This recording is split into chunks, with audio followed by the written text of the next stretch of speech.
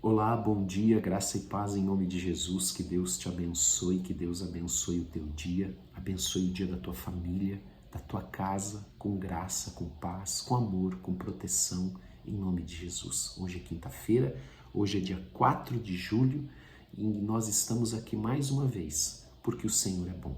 Amém?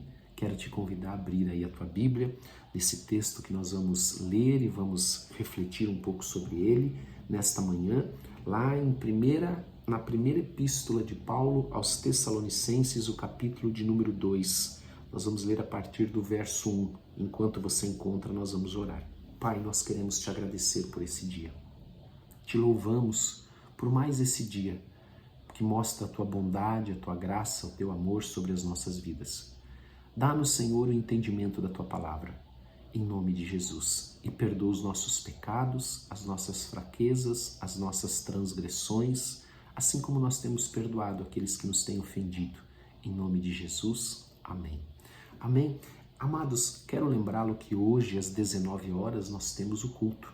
Eu tenho certeza que o Senhor vai trazer uma palavra para a tua vida, uma palavra poderosa, uma palavra de direção, em nome de Jesus Cristo. Amém?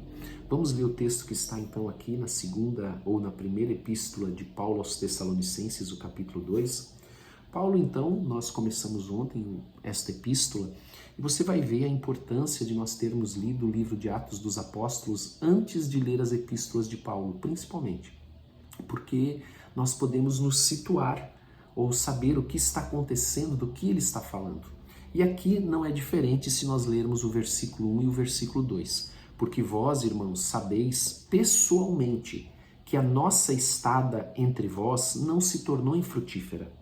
Mas apesar de maltratados e ultrajados em Filipos, como é do vosso conhecimento, por que ele cita Filipos? Porque o final do capítulo 16 de Atos foi quando Paulo e Silas eles foram brutalmente açoitados e encarcerados, lá em Filipos.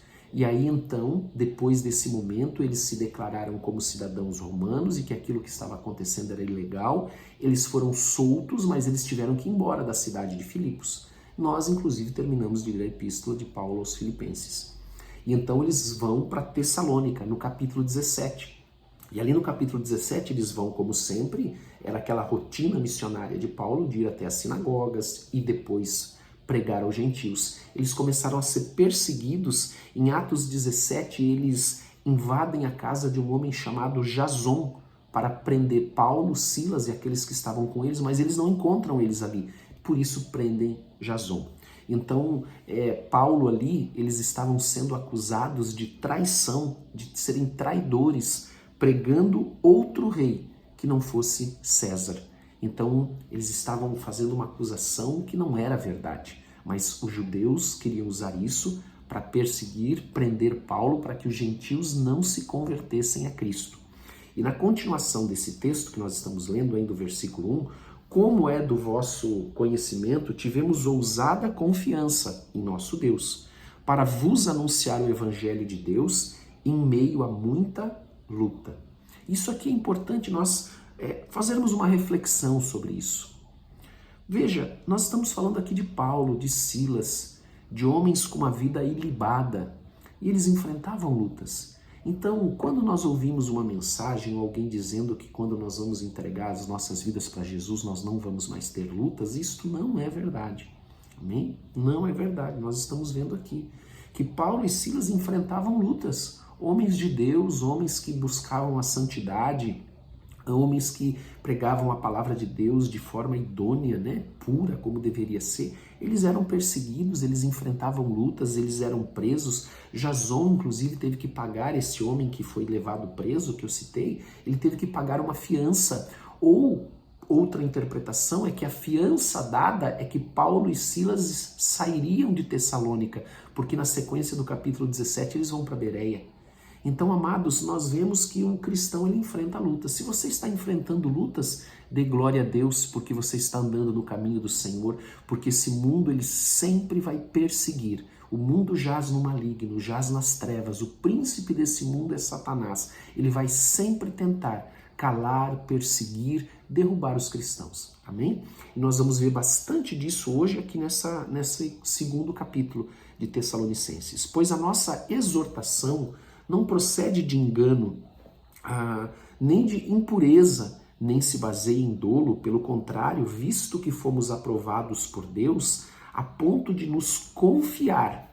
Ele diz aqui nos confiar, só um pouquinho, que saiu aqui do texto, a ponto de confiar ele o evangelho, assim falamos. Olha que importante essa declaração de Paulo, não para que agrademos a homens, mas sim a Deus que aprova o nosso coração. Nesse capítulo 3 e neste versículo 3, melhor dizendo, que nós lemos anteriormente, pois a nossa exortação não procede de engano, nem de impureza, nem se baseia em dolo. Ali Paulo está fazendo 3 afirmações. E essas 3 afirmações do capítulo 3, elas estão baseadas num contraste com aqueles que eram falsos mestres. A primeira é que a mensagem que eles pregavam era verdadeira, não era falsa.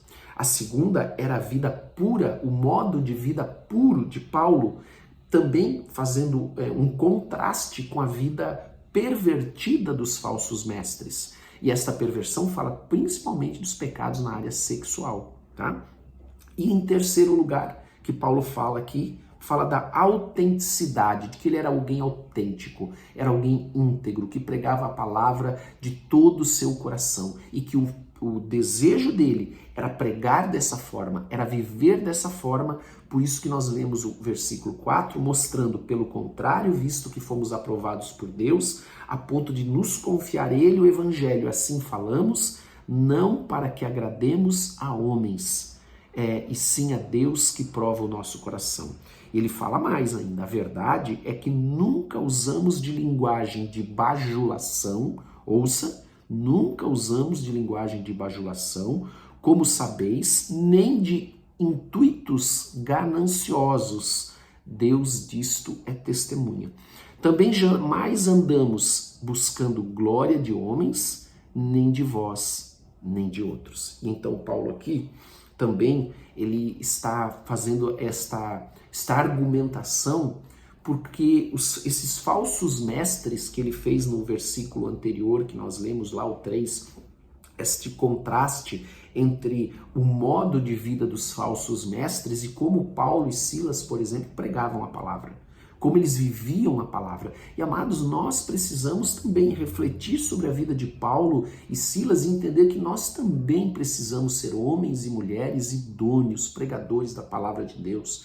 Todos nós fomos chamados para ir e fazer discípulos, ou seja, pregar a palavra, testemunhar a respeito de Jesus Cristo.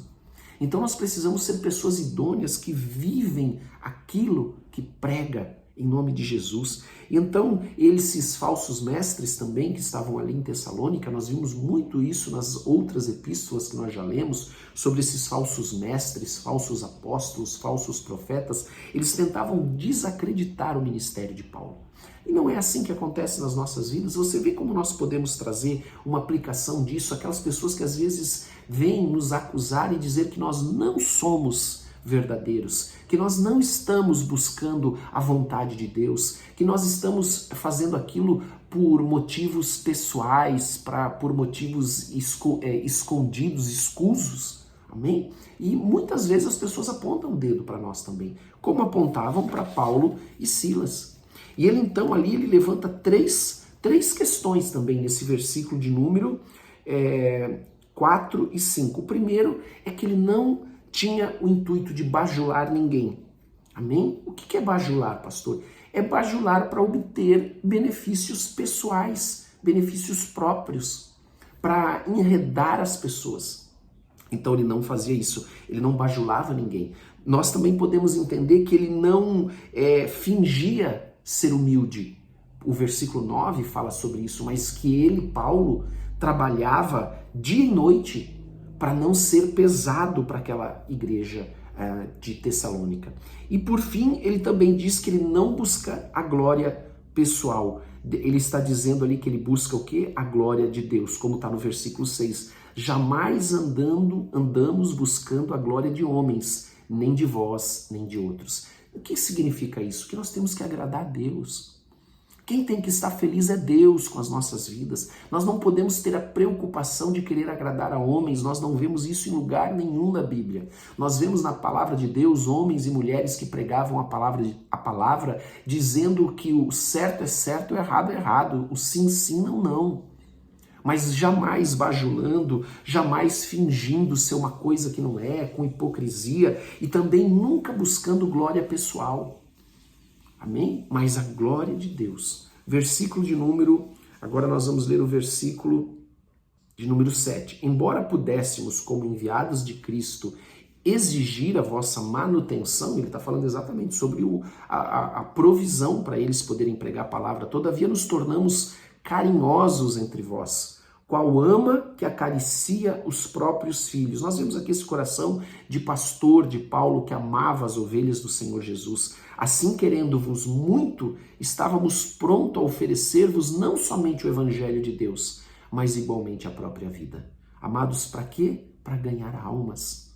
A importância de uma alma, a própria vida. Por isso que vos tornastes muito amados de nós, porque vos recordais aquilo que eu falei antes, né? Do versículo 9. Irmãos, do nosso labor e fadiga, do nosso trabalho e fadiga, de como noite e dia, labutando, trabalhando, para não vivermos à custa de nenhum de vós, vos proclamamos o Evangelho de Deus. Então Paulo e Silas, eles trabalhavam dia e noite. Paulo era fazedor de tendas. Ele trabalhava dia e noite para não ser pesado à igreja, mas também, claro, ele recebia, se você for ver, se você prestou atenção na Epístola de Paulo aos Filipenses, ele agradecendo as provisões que ele recebia daquela igreja. Porque aquela igreja queria ser participante daquela obra, queria ter crédito no céu junto a Deus, dizendo: Senhor, olha, nós ajudamos Paulo como nós podíamos, para que ele pudesse pregar a palavra de Deus desimpedidamente. Olha que tremendo, amados. Vós e Deus sois testemunhas, versículo 10. Do modo porque piedosa, justa e irrepreensivelmente procedemos em relação a vós outros que credes. Amados, Paulo sempre fala disso, dessa integridade, dessa sinceridade. E sabeis ainda de que maneira, como pai a seus filhos, a cada um de vós exortamos, olha só, ou seja, ele não estava lá para bajular, ele estava lá para admoestar, nunca para destruir, para edificar, mas ele não estava ali para dizer o que eles queriam ouvir.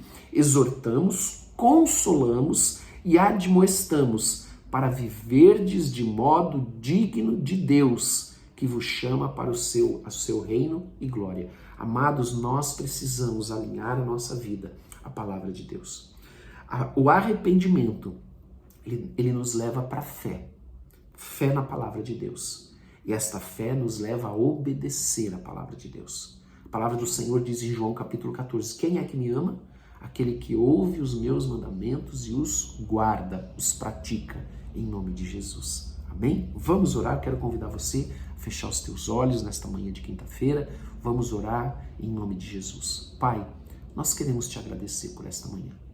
Queremos colocar as nossas vidas diante do Senhor, a nossa casa diante do Senhor.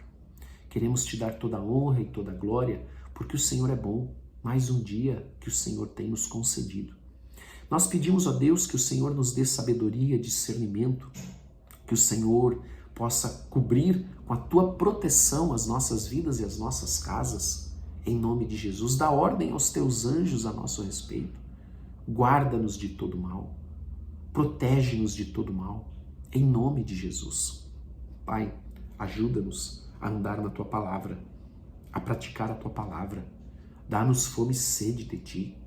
Em nome de Jesus, que esta palavra possa produzir fé, porque a fé vem por ouvir e ouvir a tua palavra. E esta mesma fé possa produzir obediência, em nome de Jesus. Clamamos ao Senhor por cada família, por cada vida aqui representada, para que o Senhor os abençoe com ricas bênçãos, poderosamente, que o Senhor abra os céus e possa cuidar de cada um, em nome de Jesus. Amém e amém.